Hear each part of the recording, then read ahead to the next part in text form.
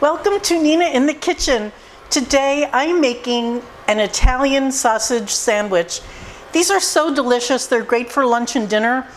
They're so much better when you make them at home because if for no other reason, you can decide on which bread you're using. So let me get the bread started before I do anything else. I have this, I would call this a batard, sort of an Italian bread. And I just sort of gauge what I'm going to need. I'm making 3, so I'm going to use most of this. I have my toaster oven on at 300 degrees, and that's just to warm the bread. So I'm just wrapping it in here. The bread is thawed, it's not frozen, and I just want to warm this up.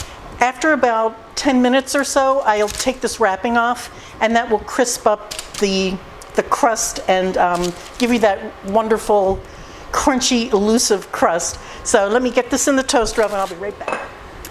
I have 2 different kinds of cooking oil. This is an olive oil, but it's a cooking quality. It's not the good stuff. I'm just putting the sausages in here on a medium heat. And then I just have 1 onion. I've started slicing it, so I have 1 onion there. The rest of it is just so simple. It's 1 onion and 1 bell pepper. I had a little leftover orange bell pepper, so I'm going to use that as well. But in the meantime, I'm starting to get these cooking, and I'll finish slicing these onions and peppers. I grew up at the Jersey Shore, and there was a woman in town who had a peppers and onions stand. I don't know if she sold anything else. You couldn't walk by there without stopping. I think she got most of her business just because her window was open to the street and it just smelled so good. People would just kind of drift in there to get a coffee or to get this sandwich. So delicious. Another good choice of pepper for this is a cubanelle.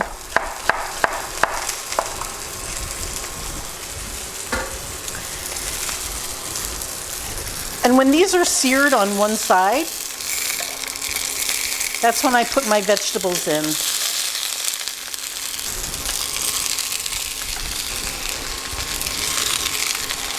I like to smother these, sort of like instead of using a lid to the pot, you just kind of smother them and let the vegetables wilt right in the pan with the meat. So simple. So you just need a little salt for the veg and some pepper.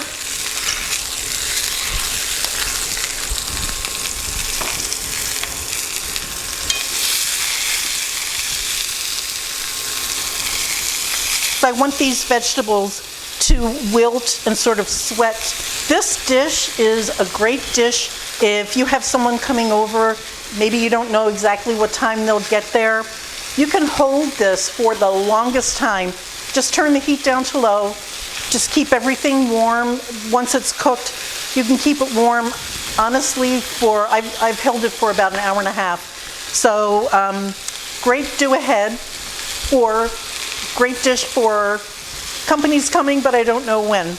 I'll just see you when it's all ready to go together. I'm just going to stir this on occasion, and I'll clean up the kitchen, and it'll be lunch. It is time to dig in. So let me show you what I do.